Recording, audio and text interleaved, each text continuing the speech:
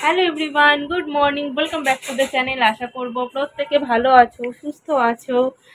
আর কুট্টুস কেমন আছে? হ্যাঁ, কুট্টুসের খুব কাশি হয়েছে, প্রচণ্ড গরম কলকাতায়। আজকে সানডে, এখন সকাল 9:30 বাজছে। আমরা 8:30টায় উঠে পড়েছি গরমে। গরম ঠান্ডা করে প্রচণ্ড কাশি হয়ে গেছে। ও সেই ভোর থেকে প্রচণ্ড কাশছে। তো এখন একটু গরম জল করে তার মধ্যে একটু আদার রস, একটু মধু, একটু তাল মিছরি মিশিয়ে একটু খাইয়েছি। আর কুকু যেহেতু প্রচণ্ড ঘামে, ও শুলে ওর কাশিটা আরও বেড়ে যাচ্ছে। শুলেই মাথা টাথা ঘেমে একদম ভিজে যাচ্ছে, চুল টুল ভিজে থাকছে, ব্যাস তারপরেই কাশি শুরু হচ্ছে। কতদিন ধরে হোমিওপ্যাথি ওষুধ খাওয়ালাম, তো সর্দি লেগেছিল ফার্স্টে, তো সেটা কমলো। এখন আবার এই যে কাশি। ও অনেক ভোর থেকে উঠে গেছে, যেহেতু কাশি হচ্ছে। এবার ও এত কাশছে, আমারও ঘুম ভেঙে গেছে। সেই বুকে হাত বোলাচ্ছি, পিঠে হাত বোলাচ্ছি, এই করছি। তো সকালবেলা আমাদের চাটা খাওয়া হয়ে গেছে। এখন ব্রেকফাস্ট করব, একটু আলু ভাজা করছি, মুড়ি আলু ভাজা খাওয়া হবে। আর সোনাই কি খাবে? কি খাবি বাবা? কি খাবি সোনাই? কি খাবি? কি খাবি? আমি পিঠা খাবো। এগুলো হচ্ছে ওর ভাষা। আর আজকে 2 দিন হয়ে গেল আমার প্রচন্ড মাথা ব্যথা। দাঁড়া না বাবা, এ থাকলে একটু শান্তি মতো কথা বলতে দেবে না, তাই না? রোজ দুষ্টুমি করবে, তাই না? তো আমিও হোমিওপ্যাথি ওষুধই খাচ্ছিলাম। আমাকে একটা এক্সরে দিয়েছিল, পিএনএস, যেটা সাইনাসের একটা এক্সরে হয়। সেই এক্সরেটা কালকে করে এসেছি, আজকে রিপোর্ট দেবে। আজকে ডাক্তারবাবু বসবেন না, মানে বিকেলে বসবেন না, যেহেতু সানডে। কালকে আমাকে ডাক্তার দেখাতে হবে। তো এই মাথা ব্যথা করে আমি পাগল হয়ে যাচ্ছি। আর যেহেতু গরম, এই গরমে আরও এটা বাড়বে। আজকে প্রায় 5 মাস হয়ে গেল, 5-6 মাস হয়ে গেল আমাদের এসিটা খারাপ হয়ে পড়েছিল। এই 2 সপ্তাহ আগে এসিটাকে সারাতে দেওয়া হয়েছে, এখনো অবধি দেয়নি। তার জন্য এসিটা খারাপ হয়ে আছে, দোকানে পড়ে আছে, যার জন্য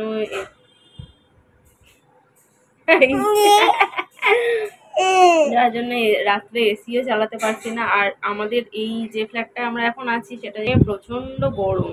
দুপুরবেলাটা যেন রোদের ঝলকানি দিচ্ছে চারিদিক দিয়ে। তো রাত্রিবেলাটা এদিক দিয়ে খুব হাওয়া আসে, তাই রাত্রিবেলাটা অতটা কষ্ট না হলেও দুপুরবেলাটা প্রচন্ড কষ্ট হচ্ছে। কুটকুসও গরমে ঘুমোতে পারছে না, ঘেমে স্নান করে যাচ্ছে। আমারও কদিন একটু ঠান্ডা লেগেছিল, তারপর থেকে এই 2 দিন হয়ে গেল প্রচন্ড মাথা ব্যথা। তো চলো ব্লগটাকে স্টার্ট করছি, তোমরা চেক করতে থাকো।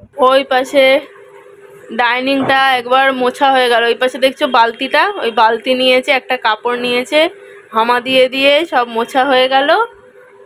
আবার এই যে এখানে আলমারি পরিষ্কার করছে, ফ্রিজ, মাইক্রোওভেন মুছে এসেছে। একটা ঝাঁটা নিয়ে ঝাঁটা দেওয়া হয়ে গেছে।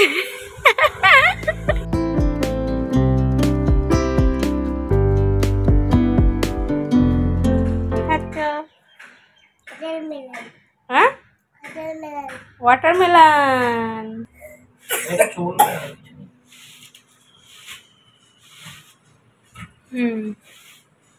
এর উপরে ওই ম্যাট্রেস পেতে দিলেই হবে, ম্যাট্রেস কেনা হলে। ওই ওই পাশটা মোছো তো, ওই যে হাত গলিয়ে, ওই যে হ্যাঁ এখানটা।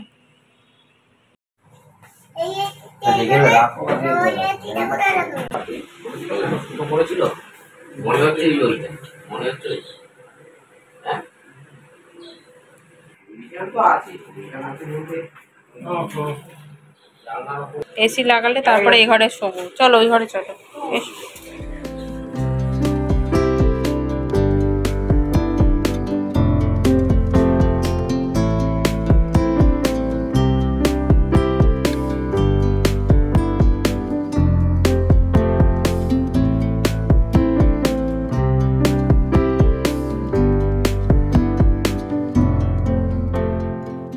আজকে সারা দুপুর দেখো কুট্টুস ঘুমোয়নি।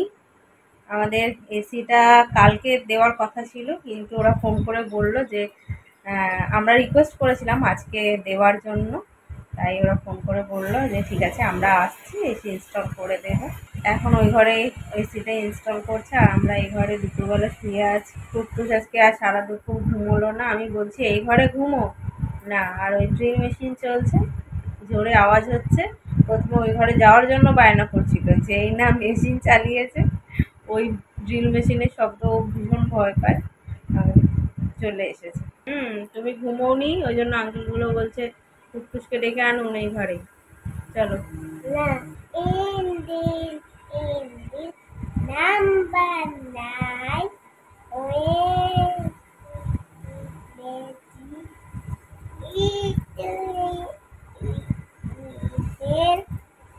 in this number 9 where number 9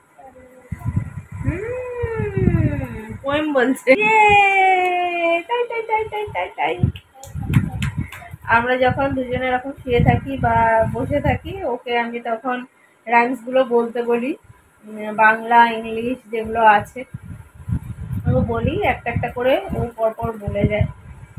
তো আগে মাঝে মাঝে যখন আমি কাজে ব্যস্ত থাকতাম ওকে মাঝে মাঝে ফোন দেখতে দিয়ে দিতাম, এখন টোটালি সেটা স্টপ করে দিয়েছি। তোমরা অনেকেই জিজ্ঞাসা করো যে কুট্টুস চুপচাপ খেয়ে নিচ্ছে, ও কি খাওয়ার সময় ফোন দেখে না?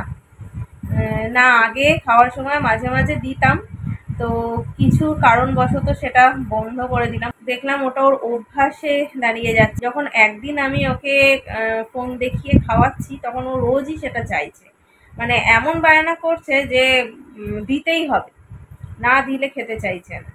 তো এক সপ্তাহ প্রচণ্ড জ্বালাতন করছিল, তারপর সৌম্য আমি দুজনেই বকে টকে বুঝিয়ে টুজিয়ে সেটাকে স্টপ করেছি।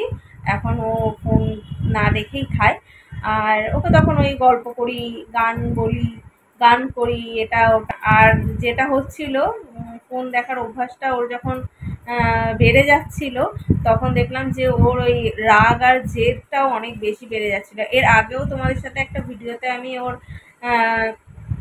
রাগ আর জেদ নিয়ে বলেছিলাম যে মাঝখানে ভীষণ বেড়ে গেছিল, ওকে সামলানো বেশ মুশকিল হয়ে যাচ্ছিল, এত চিৎকার চেঁচামেচি হচ্ছিল। তাই স্ক্রিন টাইম যখন আমি টোটালি স্টপ করে দিলাম দেখলাম অনেকটা কমে গেছে, এখনও আছে তবে অতটা বেশি নেই তখন যেটা করতো।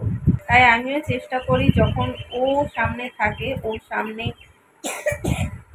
ফোন সবসময় না দেখার চেষ্টা করি। যখনই দেখি যে ও সামনে আছে তখনই আমি ফোনটা বন্ধ করে সাইডে রেখে দিই। আর ওকে আমি বলে দিয়েছি ফোনটা বড়দের জিনিস, তুমি হাত দেবে না। বড়রা ফোন দেখে তাই তো, ছোটরা ফোন দেখে না তাই তো। হ্যাঁ, গুড বয়। এখন রাত 8টা বাজছে।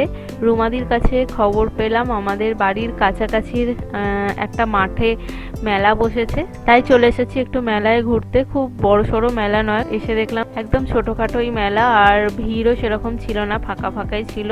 মেয়েদের সাজগোজের যে দোকান হয় সেখানে একটু এলাম, আমি একটু চুলের গার্ডার নিলাম, আর এখান থেকে কুট্টুসের জন্য একটা ছোট্ট গাড়ি নিলাম।